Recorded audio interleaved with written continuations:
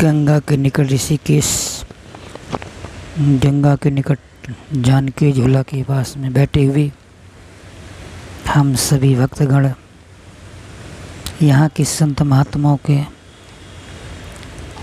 सभी से मेरी सीताराम साहेबंद की मैं आप सबके सामने सत्संग की महिमा के सत्संग श्रवण कराने जा रहा हूँ। आप लोग ध्यान लगा करके श्रवण करेंगे।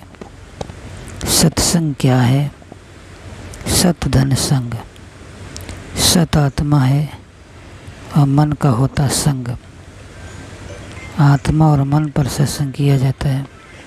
हमारा मन ठीक हो जाएगा तो हमारी मुक्ति हो सकती है। मन ही दूषित है तो कुछ होने वाला नहीं है। जितना ये सत्संग कथाएं सुनाई जाती हैं मन के प्रति ही किया जाता है।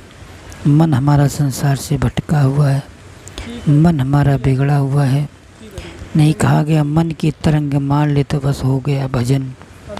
मन में विकल्प तमन तरंगें उठा करती हैं, इसकी तरंगों को मारना ही भजन है। मन की चाहना को कम करना ही भजन है। मन की चाहना जितनी तेज़ी से बढ़ती रहेगी उतना हमारा भजन नहीं हो पाएगा। तो मन को एकाग्र करके प्रभु चरणों में समर्पित करना है, क्योंकि मन तो ऐसा हो गया है ये जीव को अपने कब्जे में करना चाहता है। जैसे जीव बाजीगर का बंदरा, ऐसे जीव मन के साथ नाना नाच रखाई के राखे अपने हाथ। बाजीगर का बंदर समझे, ये बहुत बड़ा बंदर है। इस बंदर को बस में करना महान महात्मा है, महान आत्मा है। वो जो मन को बस में कर लेता है वही महात्मा है। जिस तरह मना या मनुष्यम कारणम बंध मोचते, मन से मुक्ति है, मन ही बंधन है। जैसे दो भाई थे, जहाँ मन है तहाँ तुम हो।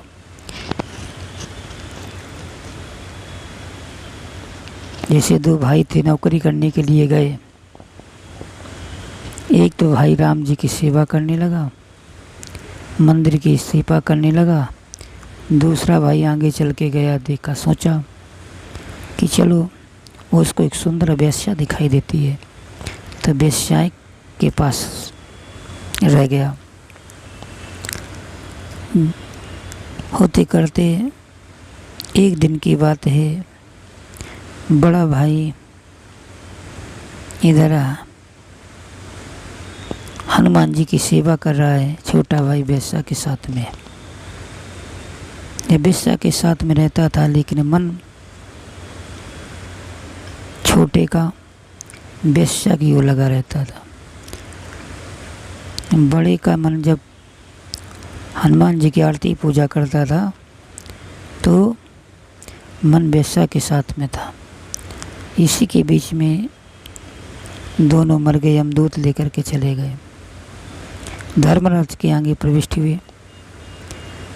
धर्मराज ने कहा जो हनुमान जी की सेवा करता है उसका नरक दे दो, और जो वेश्या के साथ में रहता था उसको स्वर्ग कर दो।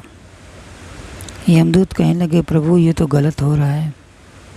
अरे जो राम जी की सेवा हनुमान जी की करता था उसको स्वर्ग देना चाहिए, और जो वेश्या के साथ में था उसको नरक होना चाहिए। भगवान कहने लगे नहीं, जहाँ मन है तहाँ मैं हूँ। जब भी राम जी की पूजा करता था तो एक ये वेश्या के साथ, इसका ध्यान वेश्या की ओर था, और जो वेश्या के साथ रहता था उसका ध्यान हनुमान जी के चरणों में था, राम जी के चरणों में लगा रहता था। ये आनंद तो हमारा बड़ा भैया लेता होगा, हम कहाँ नरक में फंस गए। इसलिए इसी के बीच में दोनों मर गए। तो अंत गति सुमति, अंत में जिसका याद आता है उसी में उसको जाना पड़ता है। इसलिए मन इसका वेश्या में गलत चीज़ों में रखा रहा, इसलिए इसको नरक होना चाहिए। जिसका मन सत्कर्म में लगा, भगवान में लगा, इसको स्वर्ग होना चाहिए। तो कहना का तात्पर्य मना या मनुष्यम कारणम बंध मोचते, जहाँ मन है तहाँ आप हो। हाँ, मन भगवान के चरणों में है तो भगवान के समीप है। भले भगवान के चरणों में बैठे हुए मंदिर में हैं, लेकिन मन इधर उधर घूम रहा है तो हम वहीं हैं। इसलिए कहने का तात्पर्य हमारा ये, जहाँ मन रहे तहाँ हम रहें तो कार्य सफल होता है। इसलिए गोस्वामी जी एक कार्य विधि कर्म करे विधना मन राखे जहाँ कृपा निधाना। मन प्रभु के चरणों में बना रहे, कर्म अपना करते रहें।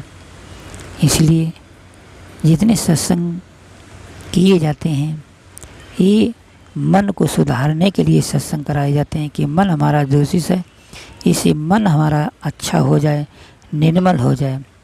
गोस्वामी जी ने कहा कि निर्मल मन जन सो मोहि पावा, मोहि छल छिद्र कपट नहीं भावा। जिसका मन निर्मल हो गया है वही मेरे को पा सकता है, जिसका मन निर्मल नहीं है वो मेरे को नहीं पा सकता है। तो मन को निर्मल करना है। कैसे निर्मल बनेगा? जब हम संतों की सत्संग करेंगे, क्योंकि सत्संग ऐसी चीज़ है मन को साफ कर देता है। इसीलिए सत्संग से बढ़ कर के कोई चीज़ नहीं है प्यारे। इसलिए हर पुरुषों को प्रतिदिन सत्संग करना चाहिए, जिससे मन हमारा निर्मल हो जाए और मन में प्रभु की भक्ति जागृत हो जाए, अच्छे कार्य आने लगे, तो हमारे अंदर सुख शांति प्राप्त होने लगती है। तो हम लोगों को सत्संग करना है, मन को सुधारने के लिए करना है। जहाँ मन है तहाँ मैं हूँ। आज के प्रसंग में इतना ही कि मन जहाँ तहीं तुम हो। बोलो सतगुरुदेव महाराज की जय। सर्वे भवन्तु सुखिनः, सर्वे सन्तु निरामया, सर्वे भद्राणि मा कश्चित् दुःख भाग्य भवेत्। ओम शांति, ओम शांति, ओम शांति भवतु।